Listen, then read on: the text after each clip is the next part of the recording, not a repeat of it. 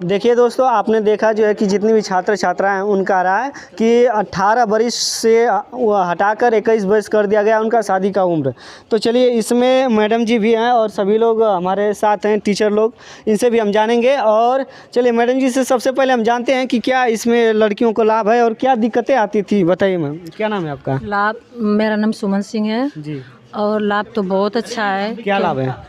लड़कियों का 18 साल उम्र होता था तो उसमें सोचने समझने की मतलब क्षमता कम हो जाती थी, सोच समझ नहीं पाते थे, पढ़ नहीं पाते थे, अच्छे से उनका दिमाग विकसित नहीं होता था। और ये सारी 21 साल में ये सारी चीज़ें कंप्लीट हो जाएंगी। अंदरूनी की बहुत सारी दिक्कतें भी आती थी। अंदरूनी बहुत सारी दिक्कतें आती थी 18 साल में, अब पहले भी हो जाया करता था।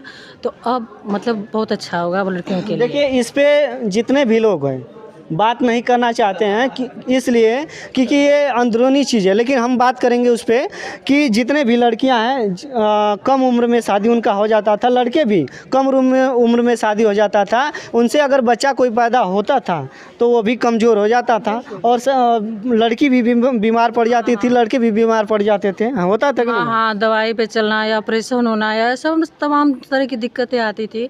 लड़की मैच्योर नहीं होती थी तो, लेकिन अब मैच्योर हो जाएगी 21 साल में तो ज़्यादा प्रॉब्लम नहीं आएगा और बहुत अच्छा रहेगा। तो ये बहुत अच्छा किया है। सरकार ने बहुत अच्छा 21 का ये जो फैसला लिया है सरकार ने, बहुत अच्छा किया है।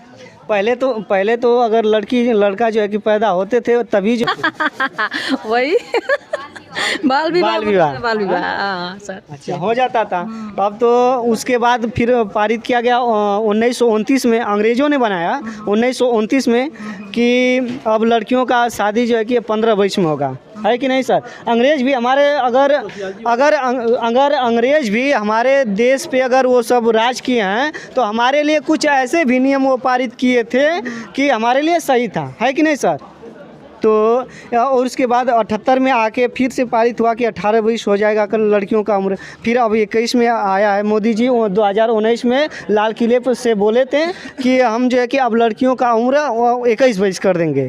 तो बढ़िया किए थे ना? बहुत बढ़िया किया, बहुत बढ़िया किया जी। तो ये सरकार फिर से आनी चाहिए इस ऐसी काम को, बिल्कुल आनी चाहिए। लेकिन वैकेंसी तो नहीं ला रही है। हाँ, तो वो भी तो लाना चाहिए ना। बच्चों के भाई ज़िंदगी का सवाल है, पढ़ लिख रहे हैं, सब बेरोजगार पड़े हैं, तो वैकेंसियाँ तो आनी चाहिए सरकार को। चलिए, एक चीज़ों के लिए दो पहलू होते हैं, एक जो है अच्छा होता है, एक बुरा होता है। चलिए सर, समाज शास्त्र से आप हैं टीचर, तो अब आपके मत से क्या लगता है? ये हमारे मत से तो ये लग रहा है कि जो 18 से 21 साल आयु की गई है, इसका सबसे बड़ा लाभ तो यह है कि लड़कियों को अब पूर्ण रूप से शिक्षा अर्जित करने का अवसर प्राप्त होगा।